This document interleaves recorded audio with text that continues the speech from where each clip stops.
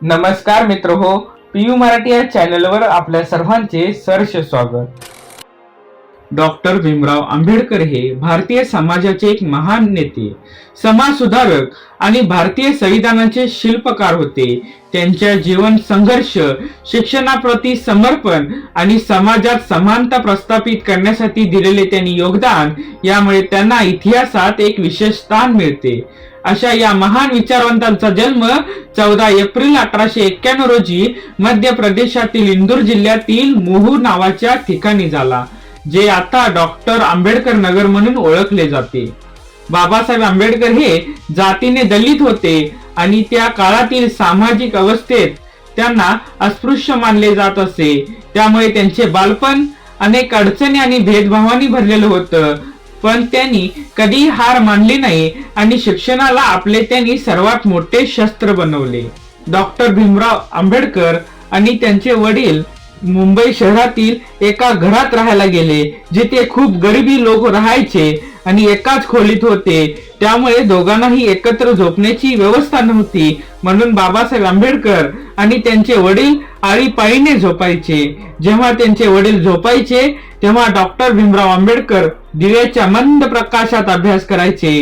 भीमराव आंबेडकरांना संस्कृत शिकण्याची उत्सुकता होती, परंतु अस्पृश्यतेच्या प्रथेमुळे आणि कनिष्ठ जातीमुळे ते संस्कृत शिकू शकले नाही। पण परदेशी लोक संस्कृत वाचू शकत होते, ही एक विडंबना होती।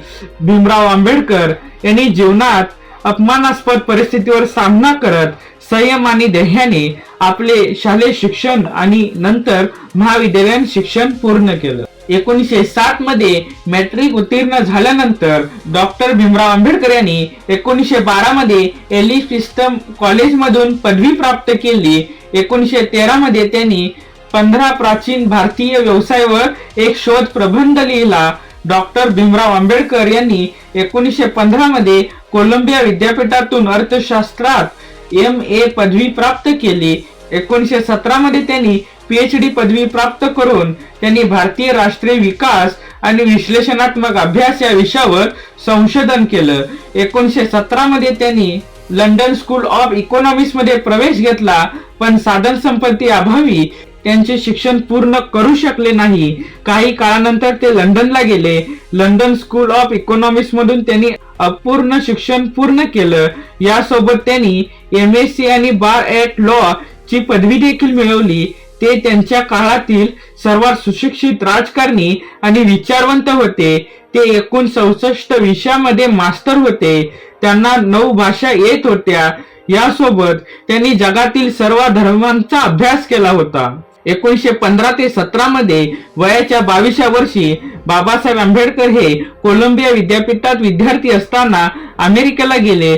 जून 1915 मध्ये त्यांनी MA पूर्ण केलं। अर्थशास्त्र हे प्रमुख विषय आणि समाजशास्त्र, इतिहास, तत्वज्ञान आणि मानवशास्त्र हे इतर विषय घेऊन परीक्षेत उत्तीर्ण झाले।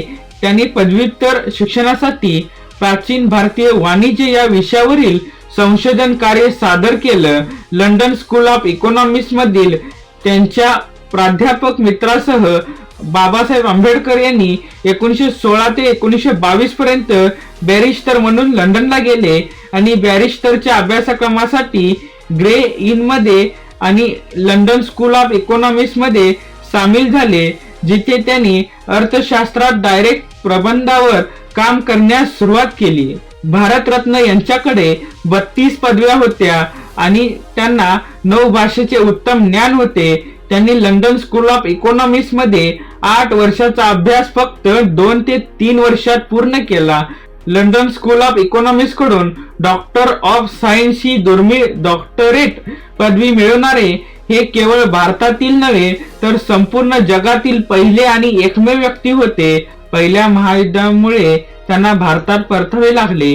काही काळानंतर त्यांनी बडोदा राज्याचे लष्करी सचिव म्हणून काम करण्यास सुरुवात केली। नंतर त्यांना Sydenham college of commerce and economics मध्ये राजकीय अर्थशास्त्राचे प्राध्यापक म्हणून नोकरी मिळाली।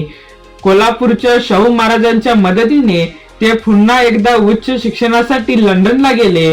त्यांच्या शिक्षणाची, संघर्षाची आणि कामगिरीची ही कहाणी भीमराव आंबेडकर यांच्या जीवन परिचयाचा एक महत्वाचा भाग आहे, जी आपल्याला सांगते की कठीण परिस्थितीतही कधीही आपल्या ध्येयापासून मागे हटत नाही.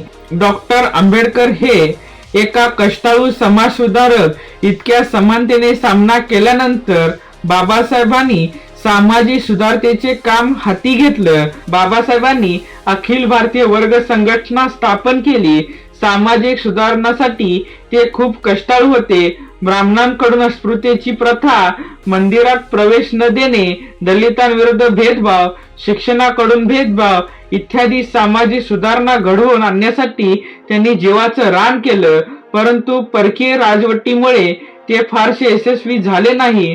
जर हे लोक एकत्र आले तर पारंपरिक आणि रूढीवादी वर्ग यांच्या विरोधात जाईल अशी भीती परदेशी राजकर्त्यांना होती. डॉक्टर बाबासाहेब आंबेडकरांना लहानपणापासून स्मृतीचं दुःख होतं.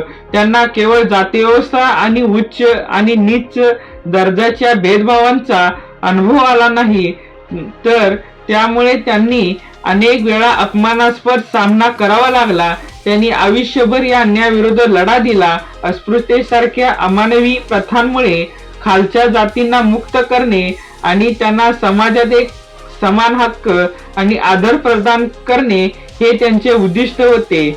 1920च्या दशकात मुंबईत दिलेल्या भाषणात डॉक्टर बाबासाहेब आंबेडकरांनी सांगितले होते की जिथे माझे वैयक्तिक हित आणि देशाचे हित यांच्यात संघर्ष असेल तिथे मी देशाच्या हिताला प्राधान्य देईन, पण जिथे दलित जातीचे हित आणि देशाचे हित यांच्यात संघर्ष असेल तर तिथे मी दलित जातींना प्राधान्य देईन.